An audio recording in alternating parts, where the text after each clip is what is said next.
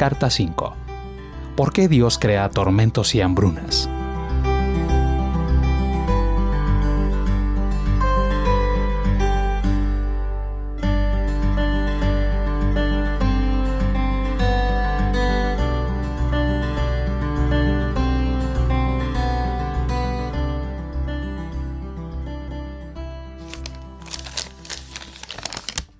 ...11 de mayo de 1989. Querido Greg, me alegro mucho que tu debate con el musulmán haya salido bien. No te olvides de mandarme la grabación si te es posible. Claro, un video sería mucho mejor. Me encantaría verlo. Tu última carta casi fue demasiado para mí. No solo tuve que leerla varias veces para entenderla, sino que mucho de lo que dices está totalmente opuesto a lo que me enseñaron sobre Dios en mis días de católico. Pareciera que ves a Dios en una forma mucho más humana que lo que siempre supuse que era. No soy una autoridad en la Biblia, pero ¿no lo muestra ella como conocedor del futuro? Reconozco que tus razonamientos suenan mucho mejor que los más corrientes. No podría encontrarle sentido a todo eso, pero me pregunto si tu punto de vista es de tu propia creación. En cualquier caso, has explicado suficientemente bien por qué Dios no puede garantizar por adelantado que la gente no va a hacer mal uso de su libre albedrío. Pero hay otra seria dificultad con tu creencia en un Dios todo amor que ni tu visión de la libertad ni el conocimiento de Dios tocan. ¿Cómo exoneras a Dios de las cosas malas que ocurren que no tienen que ver con decisiones humanas? Si Dios lo crea directamente todo, ¿por qué crea las hambrunas, los terremotos, los aluviones, el SIDA, los bebés que nacen deformes y muchas otras cosas? A nadie que tenga libre albedrío se le podría culpar de esto, excepto a Dios. Si Él es todo amor, uno podría pensar que está demostrando muy poco amor hacia su creación. Suficiente por ahora. Con amor, papá.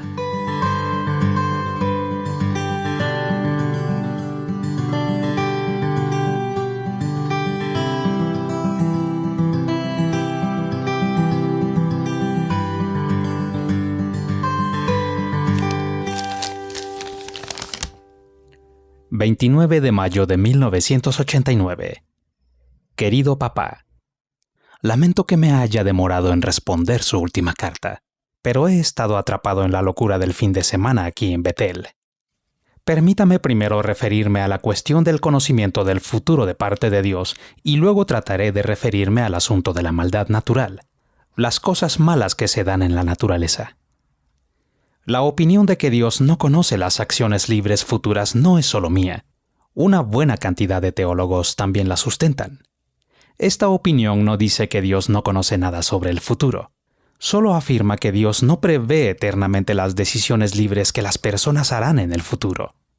Si hay aspectos del futuro que ya están determinadas, sea por circunstancias actuales o por la propia voluntad de Dios, este Dios las conoce porque están allí para ser conocidas.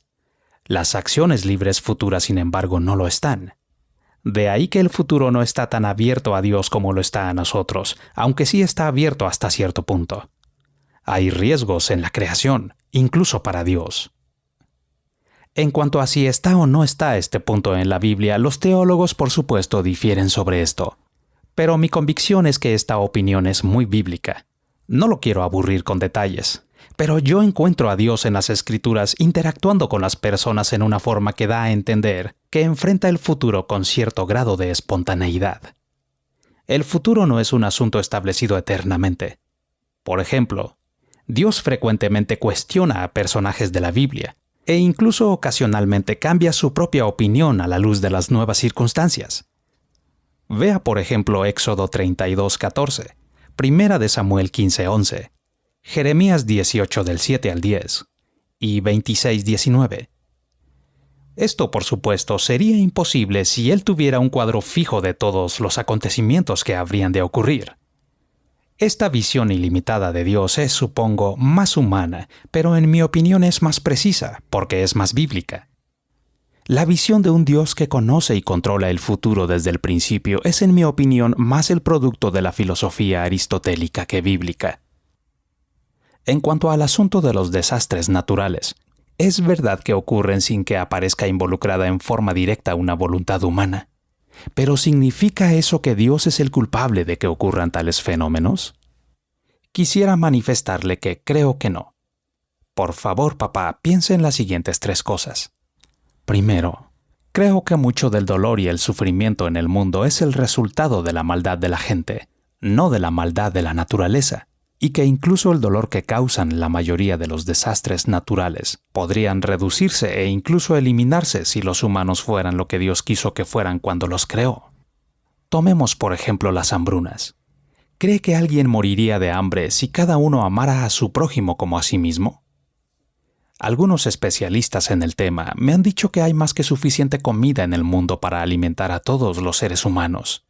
El problema es que hay unos pocos que tienen mucho más de lo que necesitan, a expensas de quienes tienen menos de lo que se necesita. La gente en los Estados Unidos, para ser más específico, constituye aproximadamente el 7% de la población mundial, pero consumimos más de la mitad de los recursos de la Tierra. Se me ha dicho que una persona promedio del primer mundo consume más de lo que necesita y que una persona promedio del tercer mundo consume menos de lo que necesita. Piense cuánta maldad natural podría evitarse si no hubiera guerras políticas, como la tragedia de Etiopía, si no hubiera la carrera armamentística, si hubiera una distribución equitativa de los recursos del mundo, si los seres humanos que tienen los medios se preocuparan de invertir en la seguridad y el bienestar de los demás. Incluso las inundaciones en Bangladesh, me han dicho, son en muchos sentidos el resultado indirecto del descuido de la raza humana en cuanto al medio ambiente. Por ejemplo, el daño a la capa de ozono. Y el bienestar de la gente de Bangladesh, por ejemplo, se les podría ayudar a construir casas a prueba de inundaciones. Así, papá, podría seguir mostrándole que mucho de lo que parece ser un mal natural no lo es tanto. Ese mal es fruto de corazones malos. Segundo, es posible que una buena parte de lo que nosotros llamamos malo se deba simplemente al hecho de que cualquier cosa de las que Dios creó tienen límites en ciertos aspectos. El hecho de que lo que Dios crea es menos que Él mismo introduce limitaciones e imperfecciones en el cuadro general. Cualquier cosa creada debe, por ejemplo, tener un limitado número de características que incluyen la posibilidad de tener otras características incompatibles con aquellas. Pero esto puede llevar a algunas consecuencias desafortunadas. La roca en la que usted se apoya tiene que ser tan dura que le causaría daño si tropieza en ella. El aire que respira tiene que ser tan tenue que le permita caer si no está sustentado por una superficie dura. El agua que sacia su sed debe ser asimismo tan densa para usted que no pueda respirar en ella, y así por el estilo. En ciertas circunstancias, la confiabilidad del mundo que hace posible que criaturas racionales y moralmente responsables vivan en él, obra en contra de nosotros. Sin duda, cada hecho positivo de cualquier cosa creada es en ciertas circunstancias potencialmente negativa. Las limitaciones de la realidad, entonces, van de la mano con lo definido de la realidad. No creo que esto sea inherentemente malo, es solo la forma en que las cosas tienen que ser. Sospecho que si no hubiera sido por la caída de la humanidad, no tendríamos ningún problema con la limitada y a veces desafortunada naturaleza de las cosas. Pero todavía queda alguna maldad natural que parece no deberse a las limitaciones del mundo, ni al hecho de que las personas no son tan perfectas en su amor como fueron creadas. Los bebés deformes, por ejemplo, no tienen explicación dentro de lo que acabamos de ver. ¿Cómo respondería a esto un teísta? Esto nos lleva a mi tercera consideración. Si la Biblia está correcta, papá, el libre albedrío de los humanos no es el único libre albedrío que ha sido creado. El universo está habitado también por innumerables seres espirituales libres. Seres que no son físicos, a lo menos no como nosotros entendemos lo físico. Sé que esta idea le puede parecer ridícula, pero por lo menos debería tratar de aceptar que este es un punto de vista que ha compartido casi cada cultura que ha existido hasta ahora. Quizá aquí nuestra mentalidad científica e iluminada nos impida entender algo que otros pueblos siempre han entendido. La Biblia llama a estos seres ángeles o demonios, pero no quiero que piense en seres con alas que tocan el arpa ni en seres rojos, con cuernos o un tridente en la mano. En la Biblia no hay ninguna referencia a esas necedades. También se les conoce en la Biblia como potestades y poderes, lo cual da mucho más la impresión de una fuerza espiritual que de una entidad corpórea. En cualquier caso, el cristianismo entiende, basado en las Escrituras, que estas entidades son como nosotros, personales y libres, y como nosotros algunas de ellas han usado su libertad para el mal. Estas fuerzas espirituales malignas, demonios si usted quiere, están actualmente en un estado de guerra contra Dios y todo lo que es bueno. Y la tierra es, quizá también junto con otros lugares, su campo de batalla. En la Biblia hay suficientes datos para discernir que estos fueron seres cuyo potencial para amar estaba muy por encima de incluso los seres humanos. Pero correspondientemente su potencial para el mal era también muy grande. Satanás, como seguramente habrá oído, fue una vez Lucifer, la más hermosa de las criaturas de Dios. Eso me hace pensar que tenía la máxima capacidad de amar. Ahora, sin embargo, él es maldad pura y refinada. En la escala cósmica es un Hitler. Y su poder para influir, lo mismo que el de los otros demonios, es vasto.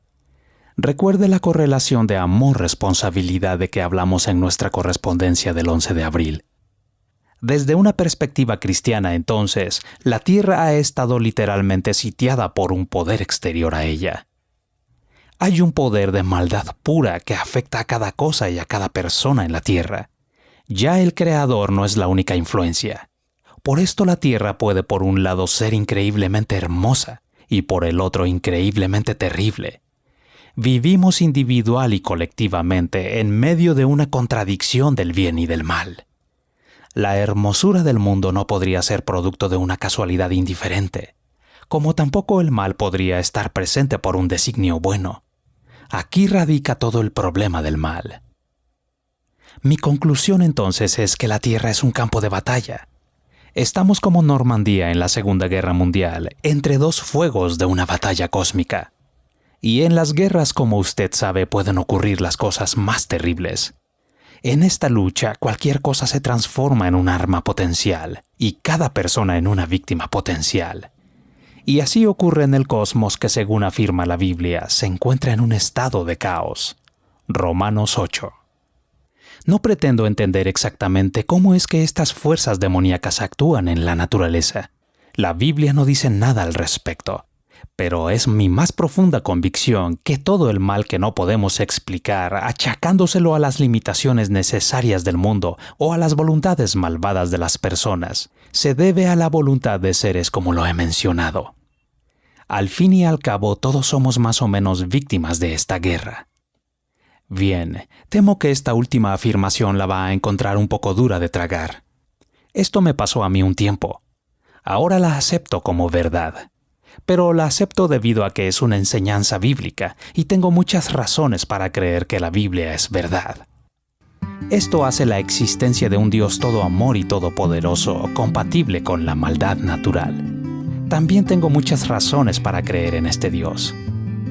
En algún momento me gustaría presentarle estas consideraciones positivas, así como responder a sus preguntas.